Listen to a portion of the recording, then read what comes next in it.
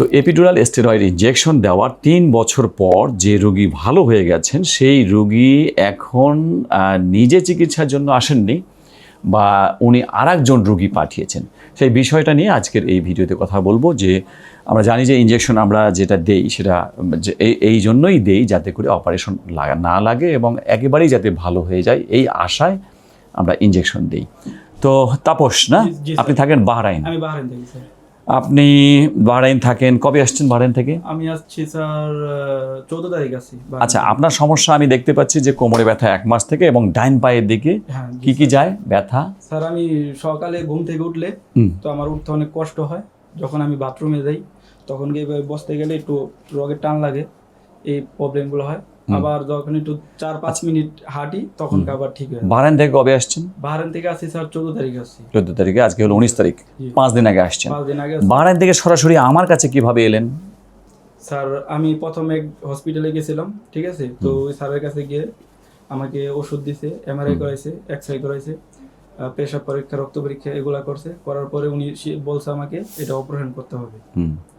তারপরে আমার এক ফ্রেন্ড, আমার রুমমেট, উনি বলছে মমিন বলছে স্যারের কাছে আসতে, স্যারের কাছে গেলে ভালো একটা পরামর্শ কিংবা ভালো একটা ট্রিটমেন্ট পাওয়া যাবে। তো ওনারও সেম প্রবলেম ছিল, বলছে যে আমার সেম প্রবলেম। তো আমি চিটাগং এ, ঢাকা কয়েকটা হসপিটালে গেছি, প্রত্যেকটা ডক্টর বলছে যে অপারেশন করতে হবে, অপারেশন জরুরি। তো এখন আল্লাহর রহমতে উনি বলছে যে 3 বছর আমার আর কোনো প্রবলেম নাই, আমি নিয়মিত ব্যায়াম করতেছি, আর স্যারে একবার ইনজেকশন দিয়েছে, তারপরে আর কোনো সমস্যা হয়নি। উনি ব্যায়াম করছে এখনো? স্যার এখনো ব্যায়াম করছে। উনি কি কাজ করেন ওখানে? উনিও গাড়ির কাজ করে স্যার। নাম কি তার? মুমিন। তাহলে আমরা জানলাম যে বাহরাইনে কর্মরত, এখনো আছেন বাহরাইনে। 3 বছর আগে আমাদের কাছে এসেছিলেন, এপিডুরাল স্টেরয়েড ইনজেকশন দিয়েছেন, আর উনি এখনও ভালো আছেন, পিএলআইডির কোনো সমস্যা তার নাই। যদিও সেই সময় তাকে বলা হয়েছিল যে অপারেশনের কথা, অন্য ডক্টররা অপারেশন কথা বলেছিল। আমি কি ওনাকে বলেছিলাম যে অপারেশন লাগবে এরকম কিছু? তো আমি জাস্ট বলেছি no operation, just epidural steroid injection, এবং ভালো আছে বিধায় উনি এনাকে পাঠিয়েছেন যে আপনিও যান।